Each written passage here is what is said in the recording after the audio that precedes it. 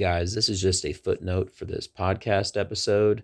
When I keep talking about books and leveling up in your life, I'm actually talking about not reading it, but listening to it because I don't really have the time, and I'm sure that you don't either, to read.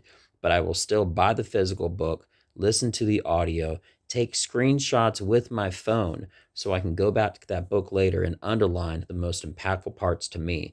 Then, when I'm done listening to that book, I will leave that physical book on my work table that I do my comedy writing, so it can always be a reminder of my lessons learned. And if I want to refresh, I can just fan through it. It's easier to fan through a book than an audio, just for context. Enjoy. One of my biggest defects, but I know what it is, so I've actually resolved that defect, is believing that for some reason I can do everything myself. And I'm smart enough and I have enough wisdom to be able to know that's not true. Uh, but for some reason, my first impression is always that I can do everything without any help. But the reality is that success is not a vacuum. Meaning, in this podcast, what I want to do is I was going to talk about all of the different, and it'll be very brief, ways and individuals that have helped me the most. And the most that have helped me are people, or those individuals that have already made it in life, that are successful and experts in their own avenue. And I learned from these people directly through their words, famous celebrities and all sorts of other individuals, in the form of books.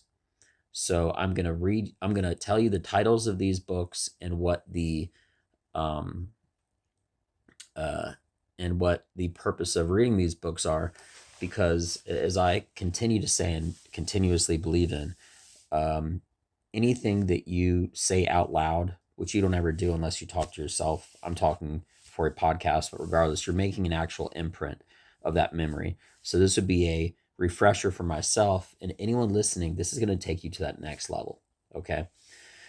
So, just as an example of how success is not a vacuum, if you look at a successful comedian, athlete, etc., they've had coaches, they've had mentors, they've had life lessons. You got to learn how to stay away from bad crowds. You got to maybe have a manager. You got to have somebody do your marketing. You may not be the best athlete, but you can be making a lot more money than somebody else because you're great at marketing or Instagram, whatever, fill in the blank, right? And even when it comes to colleges want a winning team. But if they know a guy is the number two, okay, and he has a lot of people and guys and girls or whatever that follow him on Instagram, for example, right? And maybe he's less expensive, or maybe he might even be more expensive to buy if it was professional, or you'd want him to go to that school. They're going to choose that guy over someone who's a better talent with less of a following, because it comes down to selling tickets. So without further ado, here is a list and a brief synopsis of a brief summary of who and why. So my problems and my answers are different than other people, but if you deal with procrastination, you need to read The War of Art, because it looks at procrastination as far as something that you can fight and you can win on a daily basis. After you level up and you've read that book and you've adopted it, you understand the principles and the concepts. Okay, after The War of Art, which was written by Stephen Pressfield, you want to read his next book. All right, and it's called Turning Pro. Okay, it means what you do when you no longer procrastinate and you want to not just be consistent, but start making money at it. You want to start being better at that activity. And even if you're not getting paid, you want to be a professional with your time management, your organization, and everything else like that. Now, he has a few other books which I think are good, but they're a little bit more specific.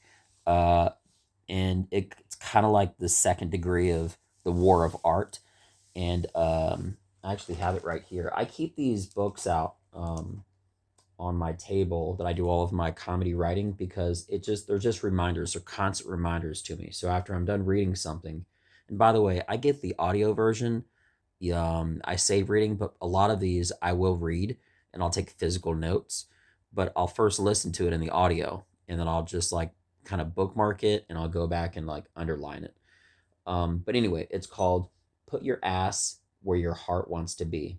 And that's right by my, it's on my table, right by the chair. So where I see it, again, that's defeating procrastination, because I know by seeing that I need to be in this chair, because when uh, greatness arrives and it comes in my mind and I'm ready to write down an idea, I'm where I need to be and not doing something else somewhere else. And that's, again, it kind of is like a full circle as far as how the war of art begins, because the first however many pages he talks about procrastination and getting his morning coffee and doing all this other stuff, and he knows all he has to do is just sit down. But it's been like he goes through this entire list and you realize he's not just procrastinating, he's finding things to do, and he self admits it. And the ironic part is, by not reading the war of art, you are procrastinating. So it's really interesting not reading that book if you actually do buy it. Because, yeah, it's a game changer. I actually heard about that book from Joe Rogan. He kept giving copies of it. He really believes that book and it helped him exponentially. So I looked into it and it did the exact thing for me as well. So another thing is, I had the honor and pleasure of doing a podcast with these two really, really amazing guys, Hoffa and David. The podcast is called H&D Comedy Podcast. It's a rough hat production, as they call it. And it actually comes out today, November the 10th. But one of the things after the podcast, they mentioned to me uh, that they wanted to work on their brand. So, that being mentioned, there is a great book, okay, for building your brand, because you have to understand, if you're a commercial product, if you're a car company, if you're an advertising agency, if you're a comedian, you have to the biggest question to ask yourself is why. If you want to be a successful podcaster, not why do you want to do that, but why should they listen to you? Why should they listen to my jokes? What are you offering that everyone else that has a podcast is not offering? And you can learn that very simply and very easily by getting a book from Donald Miller called Building a Story Brand. And essentially, whether you're a podcaster or an influencer or a comedian, for every joke, for your whole product line, for every car commercial, okay? If you're a coach and it's your teaching style, if you're a singer, it could be not just your image altogether, but could also be a song that you write individually. Building a Story Brand by Donald Miller is a game changer, because it will tell you, essentially, it will help you with the element of the story of what you're trying to have everybody see when they look at you. Okay. And hopefully that's something that they want to be a part of as well. They want to be a part of that journey. I'm telling you, that is such a game changer. I told one guy about it and he called me about it like every other day after like he read the next like 5, 10, 15, 20 pages. He'd be calling me up being like, this is so crazy. And it is. It's an amazing book. And I'm going to put all these books down in the comment section of my Instagram. If you check out my Instagram, and also for this one individually, I will put it on YouTube specifically. Now, earlier I said that success is not a vacuum, right? And that's true. You have to be your own marketing company. You have to be able, I mean, unless you have a team of individuals that work for you, okay, that work for you, um, you have to be able to market yourself, okay? So, multi-billionaire, okay, enthusiast, entrepreneur, mentor, etc. This guy is the best of a group of best. He is just amazing, right? Um, he has two books. He has many books, but two of them I thought were the biggest game changer. Both New York Times bestsellers. The first one is called Sell or Be Sold by Grant Cardone. Okay. And in that, he essentially talks about how everything in life is sales. And it is, realistically. Think about it like this. If I'm not getting booked for a comedy club, okay, I have to call a comedy club and tell them why. Again, building a story brand. But I have to, but he essentially is telling you, if you're talking to a girl, if you want to be an athlete on a certain basketball team, okay, um, if you wanted to, whatever you're doing, you're constantly selling yourself. Everything is sales, and he's right. Right now, I'm trying to convince you why you should listen to this podcast. Right now, I'm convincing you why you should listen to my next minute, let alone my next second, right? Everything has to count. There cannot be fluff in between, all right? And sell or be sold pretty much means in every conversation, in every idea point that you are sharing, there's going to be one winner. So you're going to sell them on your idea. You're going to get that car sale. You're going to convince them that you should be on the team, that you should get the part in the acting role. Okay, that girl should go out with you. All right. And the line goes on and on and on and on, all walks of life. Why you should listen to this podcast, why you should hear me as a world-class comedian. Okay. As opposed to them, their idea winning essentially by saying, I'm not interested. It's your responsibility to sell them on you, on your idea, on your product, whatever it may be. And my product is myself in my life, in my example, in this instance, right? But it applies to you too. So that is sell or be sold. The second one, also by Grant Cardone, Game Changer. Okay. It's called 10X. And my personal opinion is you should buy his book, just called 10X. And it means to essentially take all of your principles and ideas and so forth and so on, multiply them by 10. Because if you think I want to be a little bit better, and let's just say 100 days, I love the 100-day interval mark. Okay, multiply your goal by 10. Okay, instead of being like, I want to lift 10 more pounds. Let's just say it was the gym, for example, where I wanted to make $100. Multiply your initial idea by 10. This way, there's a famous phrase, which is, and I'm paraphrasing, but if you aim for the moon and fall among the stars, you'll still be successful. So that pretty much means most individuals fail in life as far as the progress that they can make, okay, by not aiming high enough. So they essentially, they're looking at the next step to take. When Grant Cardone is essentially saying, if that was a staircase, look at the top of the stairs and see how many you can jump. See if you can take more than one step at a time. Okay. But your goal is to be to reach the entire top of the staircase. But don't focus on your steps. Focus on the 10x multiplied by goal of where you want to be. And once you reach there, multiply it again by 10, because it's a definitive number. The 1 representing where you're at and the 0 representing 10 times more, essentially. And it's amazing because I had a goal of having 1,000 individuals on my, or followers as they're called, on Instagram. I had read his book. I said, okay, well, I want to multiply it by 10.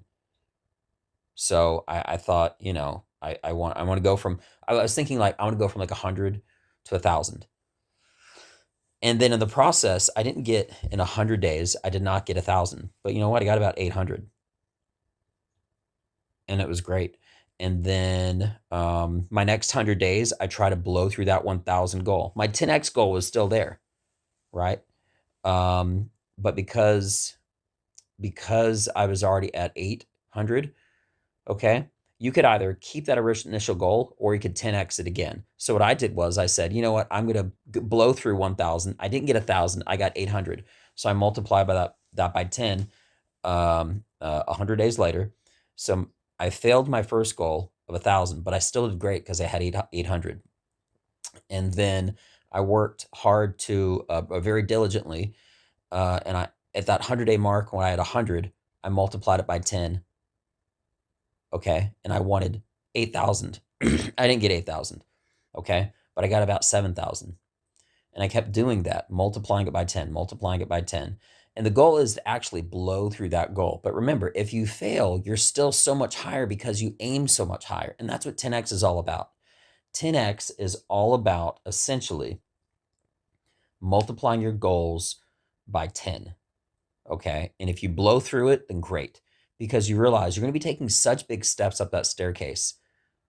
You're not just going to reach the top of that staircase. You're going to be looking for more stairs to climb, higher, bigger goals. And that's what you should be doing. I have goals of doing comedy in a stadium. Okay. I have goals of having sold out crowds and traveling These are all not far off. It's where I'm currently at, and then I'm just multiplying it because I can do it. If I'm doing it now, okay, and I'm taking my current success and I just multiply it by 10, I'm not doing anything different as far as my goals, but my progress, that's where I'm aiming to be. Okay. So that is 10x. In my personal opinion, you should get the Audible called the 10x Mentor, which is only available on Audible. So you can hear the audio of it. It's called the 10x Mentor, but also buy the book to be able to write stuff in it.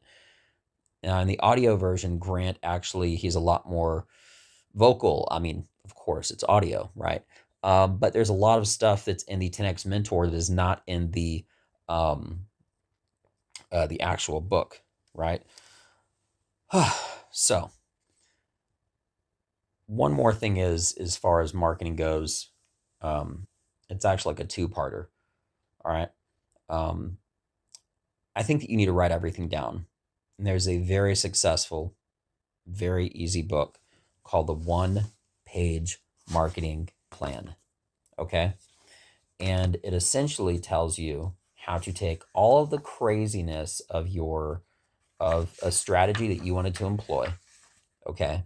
And how to make it as simple as possible. And it has a website and a PDF that you can fill out, and you can make your entire one-page marketing plan from how to get customers and make more money and stand out from the crowd. It's by an author, Alan Dibb. Okay. That is going to help you out as far as your strategy goes. And if you wanted to simplify that, and condense it into a much easier read, you should buy these. And these are all important. I'm not just saying that. These are actually like you're building a foundation. All right. And I'm saying it in this order on purpose. Okay. Um, there is two things that you need as far as once you have your strategy and you start to implement it.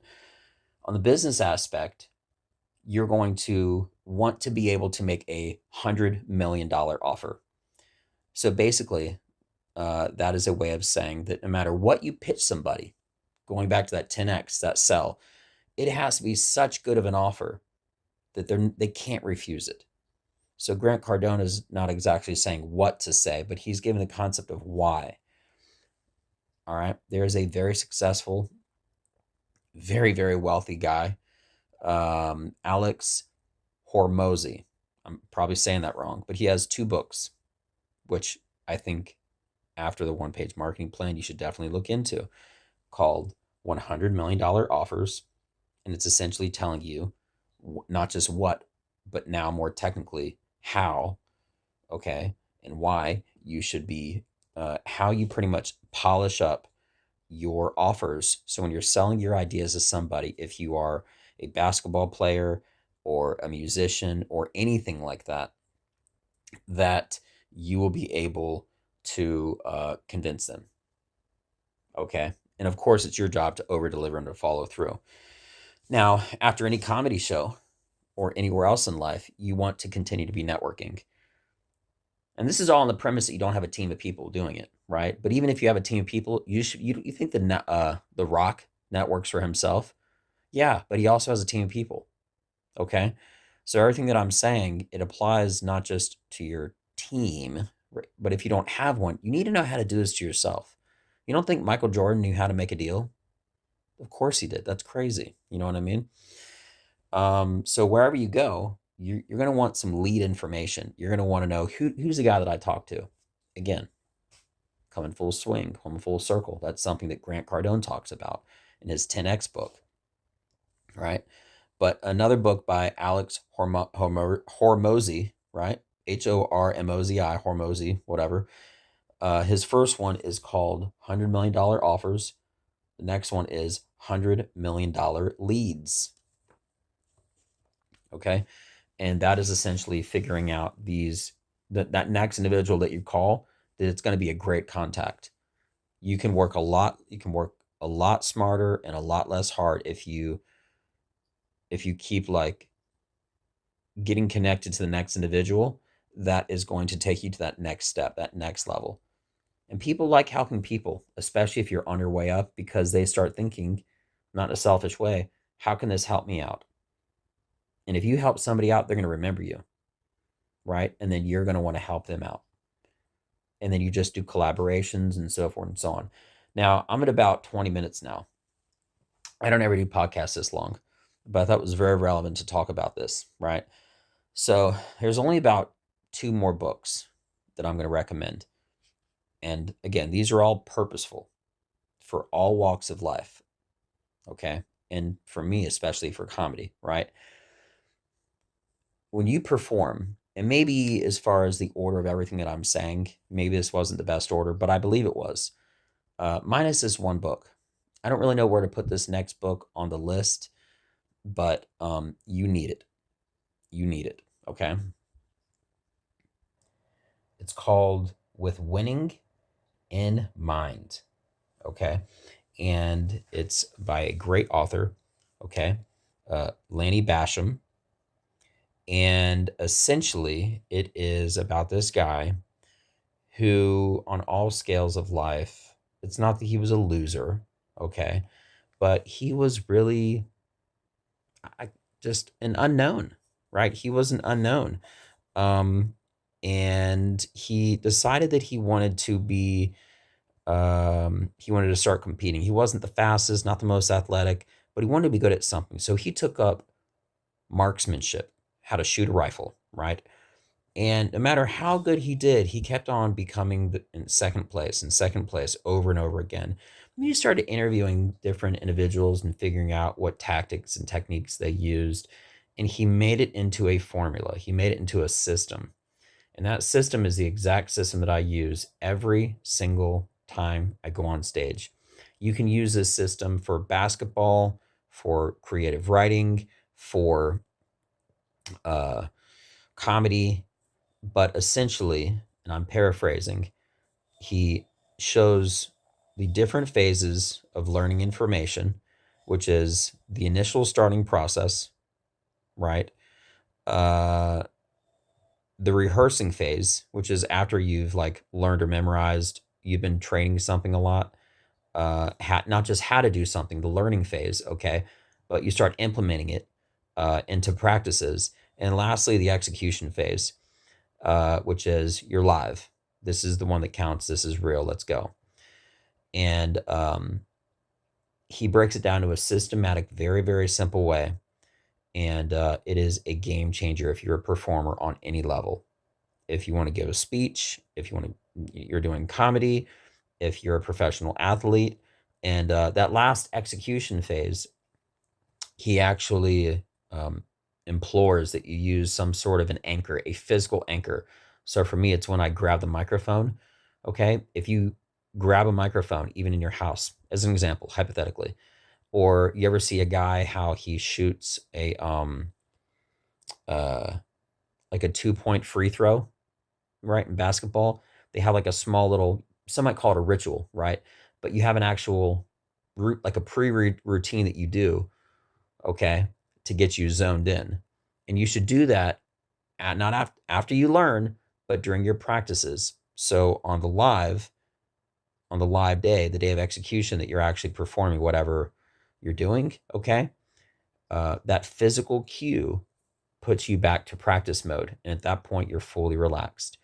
All right. And essentially what he's doing is he's making sure that you drill something in the practice phase, not the learning phase when you're figuring out how to do something, right? But the practice phase, you're drilling it essentially to your subconscious. And once it's to your subconscious and you bring it to the live performance, it's where it needs to be. So you can be reactive, be in the moment, but also you're bringing yourself back to that practice mode by repeating that physical anchor point and grabbing that microphone or spinning that ball or bouncing it twice or whatever it is that you do. Game, and then you're on autopilot, which is, you've heard of the phrase flow state. That's how you reach the flow state. He wanted to make a book to figure out how you can do that, and he did it. It's absolutely brilliant. There's one last thing that I have to do where I have to swing back just for a minute and talk about 10x. And Grant Cardone's very great book of the 10x rule method, etc. He talks about getting known. The reality is that you could do 10,000 small things that don't ever accumulate to anything as far as being a world-class entertainer, a world-class athlete.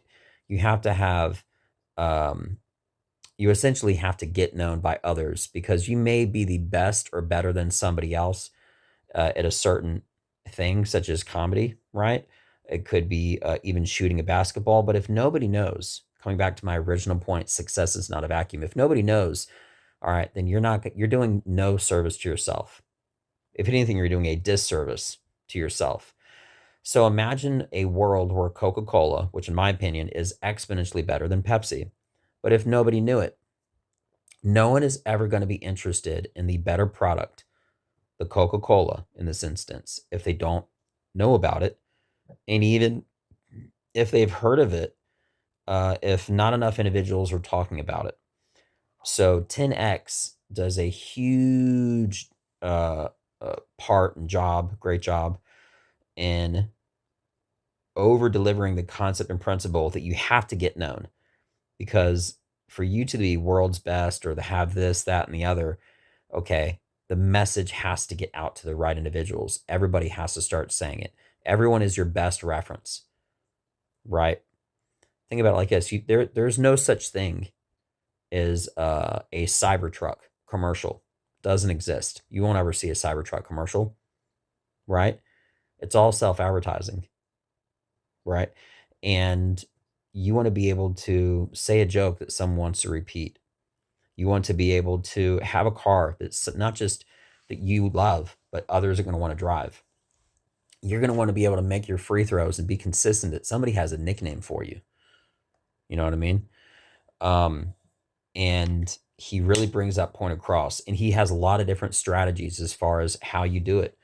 And even as far as business goes, if you call somebody up, it's not the first call that's going to catch somebody's attention, but you want to follow up and you continue. He even has another book having to do with following up, and that's all it's about. It's still a great read, but essentially, that's something that I'm pretty sure it's in 10x.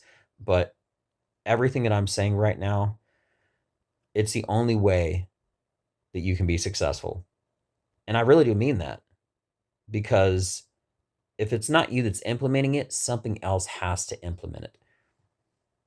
Now, the other, I said two books just a few minutes ago that I said I wanted to talk about. One of them was With Winning in Mind. And the other one, it's very simple, but it's very powerful. Okay. It's also by Stephen Pressfield called Do the Work. And that essentially is just swinging the bat and following through. If one of the easiest, best phrases, and another thing that I live by essentially is making a plan and follow it. You need to make a plan. And this is my plan that I've done. And it took a lot of reading and a lot of understanding, and more important, a lot of comprehending to understand not just to be different, but why should people listen to me? I want to build a story brand. I need to learn my own marketing because I don't have a team of individuals. I'm not The Rock. I'm not famous right now. Okay. But the implementation of all of these is something that you have to do on a daily basis. But how are you going to do it if you don't really have a clue what the steps are? Guess what? These are the steps. These are the steps to be successful. And why? Because again, success is not a vacuum. Others are going to help you. These things may be implemented indirectly or directly, or a combination of both. It could be just you that does it or somebody else. It could be both of you. Okay. But it will not be none of you. You need to market yourself. You need to make a checklist and every single day be trying to knock out all of these. And then at some point, if you can delegate any responsibility to somebody else, great. It gives you more time to do something else. This was a huge refresher and something that I was actually going to talk about in a podcast with those guys that I said earlier, right? the HND Comedy Podcast with Hoffa and David. But I thought I was thinking about it so much and I really wanted to discuss it. So I just made this into like a master podcast. Not just if anybody wants to listen to it, I can tell them where to go. Um, but now we have less to talk about, which is actually in a weird way good for the next time I go on their show. Because if they listen to this, and I'm going to send it to them, uh, the idea is 100 days from when we first met. We first did that podcast earlier, um, to see how far they've come, and not just that, me as well. You know, I have a specific date for when my next 100-day mark is, but it'd be interesting to see what they've managed, what they've learned, what they've implemented, and not just that. The most important part: 10x your results. Where are you? I'm going to leave on this one last note. I always say that if you're just 1% better every single day, in 100 days, you'll be a better version of yourself. That essentially is the 10x rule. Okay? Be a better version, kick ass, and be better. And if possible, be 10 times better every single day. If you're more than 1% in 100 days, you'll be better than a better version of yourself. But at the very least, you need to be 1% better. I'm Benja Well Done. Check out these books. This is important, not just to me to get this out, making another imprint on my memory, which is something that I learned from Lanny Basham, from his amazing, great book, With Winning in Mind. When you do things that you out loud, you can write them down. You can say them out loud the way I do in a podcast form, but you need to make, after a good day, you need to make these imprints so that you make a second memory after the fact. In addition to also doing something, which is what I learned in the Army, an after action report, which is finding good things and bad things. It's easy if you didn't have a good performance to write down the bad, okay? But you need to also, it's hard to find out what good there was.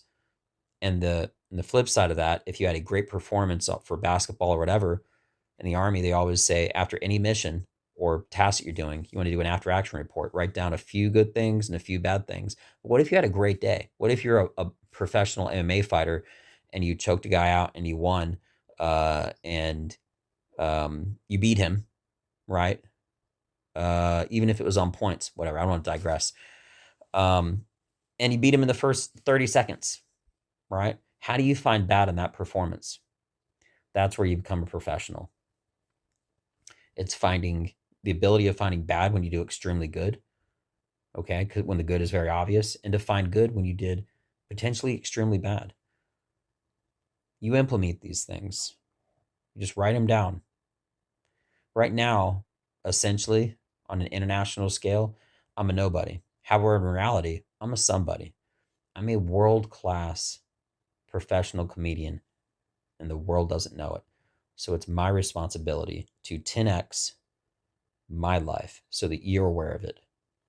The stuff that I'm doing, the implementation, the jokes, it's not going to be different, but the world needs to know it. And it's my responsibility to tell them, because I don't have a team.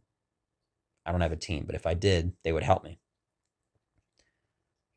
There's no reason that you can't reach out to companies, to colleges, and call them and say, I want to talk to the athletics director. Who are you? I'm so and so. Don't let that recruiter come to you. Go to them. Let them know why you need to be on that team. Just like when I call a club or I call a guy, he might say no. I might not build that story brand. I might not convince him, but I'm going to call him back. I'm going to follow up, because if there's 10 guys and girls or whatever calling, how many do you think are doing a second call after they've had a successful call one time? Probably less. How about this? How about a second follow-up phone call? Even less than that. You should be the only name, essentially, right, in this guy's head for that comedy job, for that acting role, for that scholarship, etc. And all these books that I talked about help to implement that. And I made it into like a small little list that I try to implement and do every single day, about like 10 different things to just lightly cover it. couple keywords and stuff like that. But write down the good if there was basically any, not any, in a bad performance. Write down the bad if there basically wasn't any in a good performance. Okay. And vice versa. Write the bad and the good, whatever, for each, regardless of what it is. Be a professional and get after it. I'm Benja Well Done. This is my method. Check me out. Peace.